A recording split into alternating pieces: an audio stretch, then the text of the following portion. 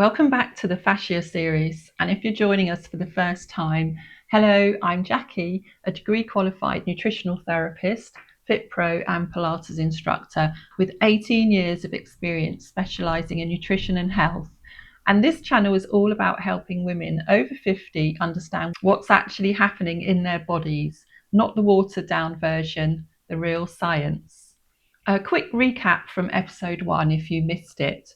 We established that fascia, your body's connective tissue web, is not passive packaging, it's actually living active system. And crucially, it has estrogen receptors, which means the lower estrogen, which accompanies menopause, directly changes how your fascia behaves. It becomes stiffer and less elastic, more prone to restriction.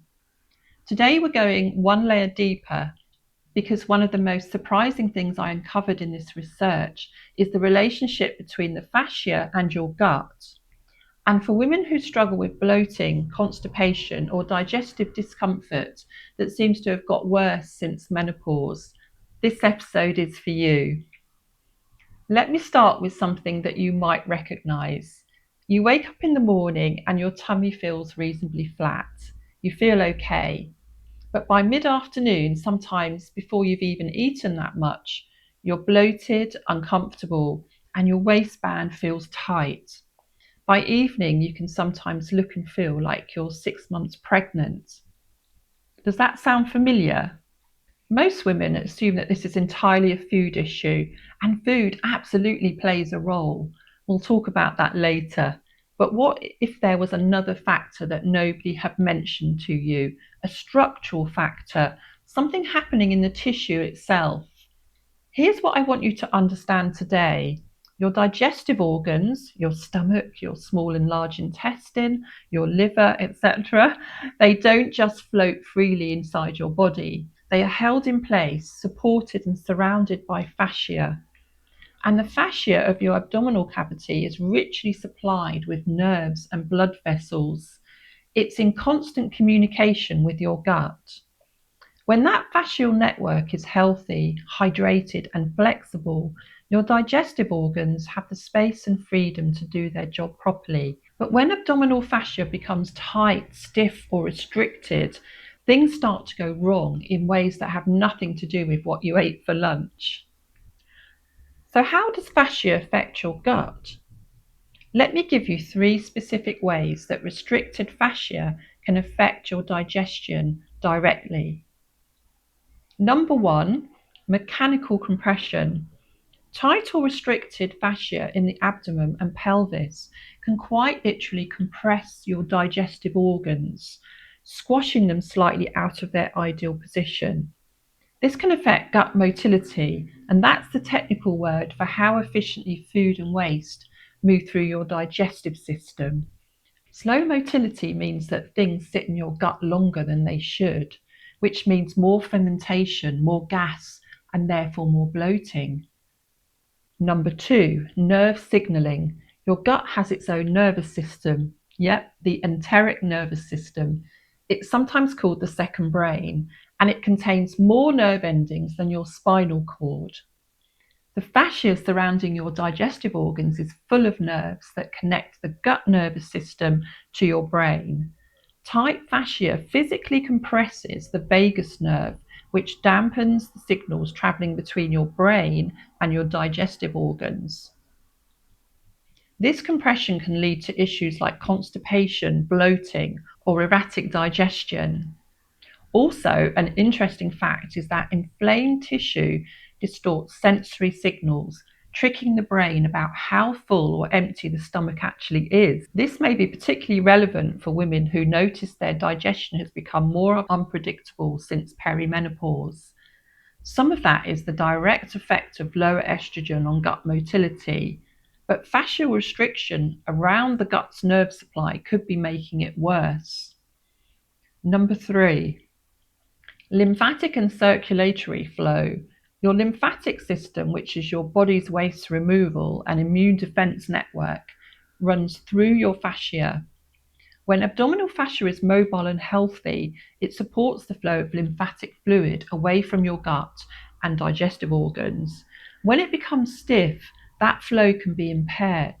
The result can be fluid retention in the abdominal area and sluggish immune function in the gut. Now, here's where it gets really interesting, because this relationship doesn't just run one way. Your gut affects your fascia just as much as your fascia affects your gut. You've probably heard of leaky gut. The technical term is increased intestinal permeability, and it describes what happens when the lining of your gut becomes more permeable than it should be. Instead of acting as a tight selective barrier, it starts allowing things such as bacterial fragments and partially digested food through directly into your bloodstream. Now, most people think of leaky gut as a digestive problem, and it is. But what's less well known is that the inflammation those molecules trigger is systemic, meaning it travels through the whole body via the bloodstream. And one of the tissues it affects is your fascia. Chronic low-grade inflammation from leaky gut makes fascia stiffer, more prone to adhesions, and less able to hydrate itself properly. Researchers have observed this connection as a factor in slower tissue healing and increased musculoskeletal pain, which is why some people with gut issues also develop unexplained body-wide achiness and tension. And it goes further. Your gut microbiome appears to directly influence the health of your connective tissue, including fascia. Emerging research on the gut microbiome's role in musculoskeletal recovery suggests that a diverse, healthy microbiome supports tissue repair and reduces inflammation in ways that keep fascia healthy. A disruptive microbiome does the opposite. Now, why does this matter so much specifically in menopause? Because estrogen decline affects your gut microbiome too. Research shows that the diversity of gut bacteria changes significantly around the menopause transition. Some of the beneficial strains decline, which means just at that point when your fascia is becoming stiffer due to lower estrogen, your gut may be generating more of the inflammation that makes fascia worse. It's a double hit, and it's one that almost nobody is talking about. So what does this mean for your bloating specifically? So let's bring this back to the morning, the flat tummy and the evening bloated pattern that I described at the start. The honest answer is that this pattern has multiple drivers, and for most women it's a combination of things rather than one single cause. Food choices, the Western diet, eating speed, gut bacteria balance, stress levels, and hormonal changes in gut motility all play a role. But fascial restriction is potentially part of that picture too, particularly if, for example, you carry persistent tightness in your tummy even when you haven't eaten much. And this is an interesting one. You've had abdominal surgery or a C-section or any procedure that's left scar tissue, because surgical scars create fascial adhesions that can directly affect the organs underneath. Also, your bloating has got noticeably worse around perimenopause, alongside other stiffness and joint symptoms. So I want to be really clear here. I'm not saying fascia is the main cause of your bloating. If your gut microbiome is out of balance, if you're eating too fast or you're under stress, those things need addressing first, and they'll have the biggest impact. But if you've done the food work and you're really struggling, the fascia piece is worth exploring. And the good news is that some of the things that support fascia health also support gut health directly. So you get a double benefit from the same habit. So here's your practical takeaway. I'll go deep on the full practical toolkit in episode 4, but I want to give you something useful to take away today. The single most powerful thing you can do for both your gut and your fascia at the same time is reduce inflammation in your body. And the things that reduce systemic inflammation are, perhaps unsurprisingly, the same things we talk about in my community, Thrive Over 50. I put the QR code up above if you'd like to find out more, and it's a free community.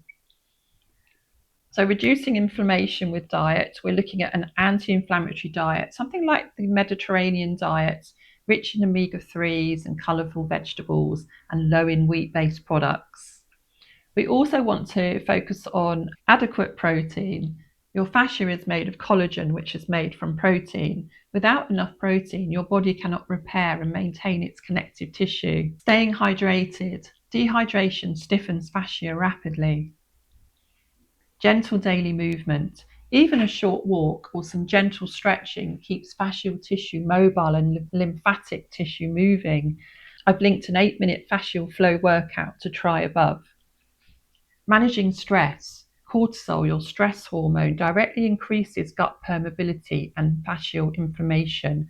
And one specific thing worth trying if bloating is a real issue is gentle abdominal self-massage using, for example, coconut oil. Not hard pressure, just slow circular movements clockwise, because that's the direction of your digestion.